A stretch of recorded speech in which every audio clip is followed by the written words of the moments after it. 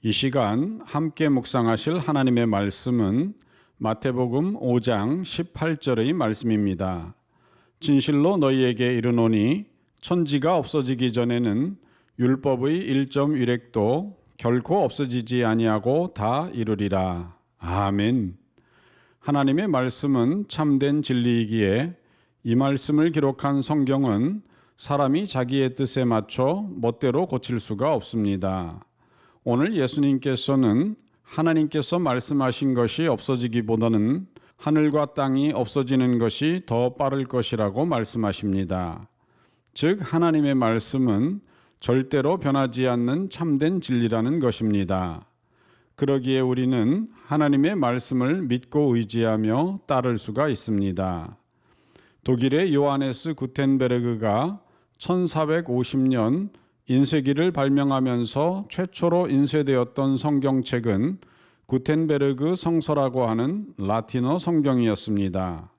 구텐베르그는 1452년부터 성경 출판에 착수하여 3년간의 노력 끝에 1455년 최초의 인쇄본 성경을 완성하였습니다.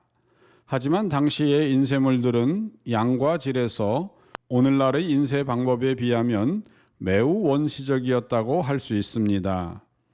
그리고 이러한 이유로 초창기의 성경 인쇄물에는 많은 실수가 발생하였습니다. 그중 한 가지는 영국왕 찰스 1세가 주문한 성경에서 발생하였습니다.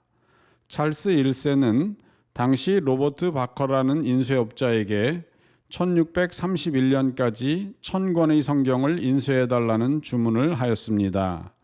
그런데 성경 인쇄가 끝나고 배달된 후에 심각한 실수가 일어난 것을 발견하였습니다.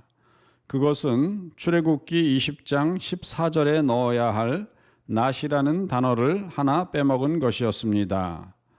이것은 성경 전체의 70만 개라는 단어를 생각할 때 매우 작은 것처럼 생각될 수도 있지만 문맥상 매우 심각한 잘못이어서 많은 사람의 분노와 비웃음을 사게 되었습니다.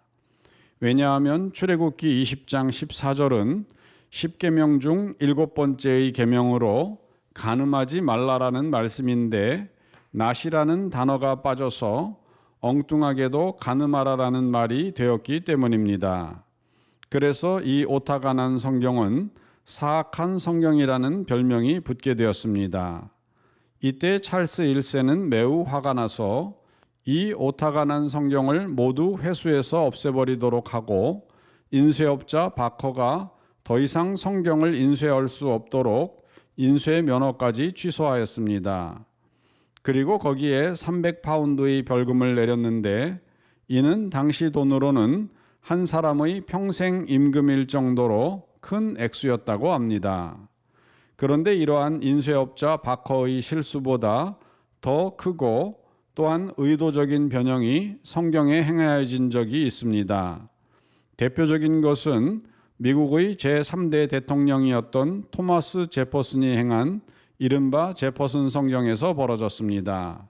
이 변형된 성경은 기존의 성경에서 예수의 생애와 도덕 그리고 철학만을 짜집기 위해서 1820년에 만들어졌습니다.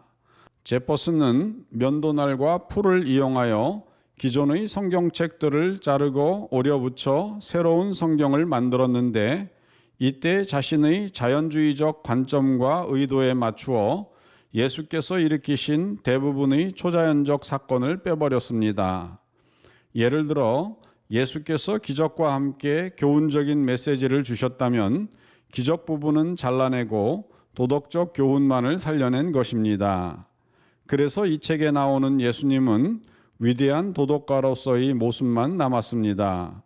결국 제퍼슨 성경에는 예수님의 생애와 도덕에 관한 내용만 있고 천사나 예언에 대한 언급이 없이 예수님이 탄생하며 예수님의 생애 중에서도 기적이나 예수님의 삼위일체와 신성 그리고 예수님의 부활에 대한 내용도 빠져 있습니다.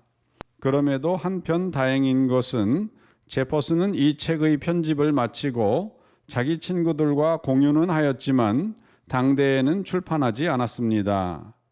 하지만 1904년 미국 의회는 이 책을 출판하기로 결정하였고 이후 1904년부터 1950년대까지 경련으로 새로운 의회 의원들에게 정부 인쇄소에서 인쇄한 제퍼슨 성경 사본을 나누어 주었습니다.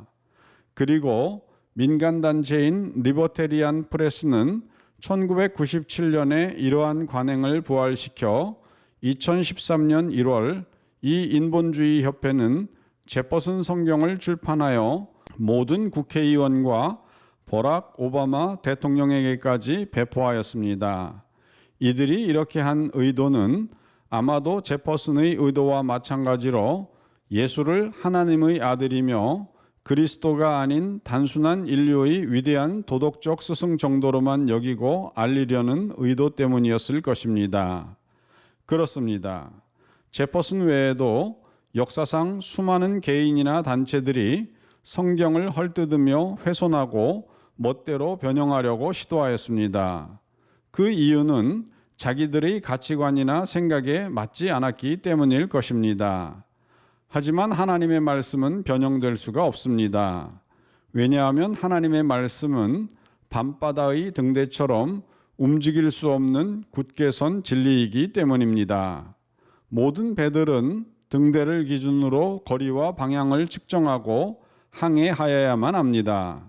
내 마음에 들지 않는다고 오히려 등대를 움직이려 해서는 안 됩니다. 하나님의 말씀도 그렇습니다. 하나님의 말씀은 결코 변형할 수도 바꿀 수도 없습니다. 우리 인생은 그저 그 말씀을 믿음으로 의지하고 받아들일 때 비로소 안전하고 구원과 복도 누릴 수가 있습니다. 오늘도 하나님의 말씀을 굳게 의지함으로써 인생 항로에서 승리하시는 성도 되시기를 주님의 이름으로 축원드립니다. 다 같이 기도하겠습니다. 사랑의 하나님 아버지, 우리 하나님께서는 우리 인생들에게 하나님의 귀한 말씀을 주셨습니다.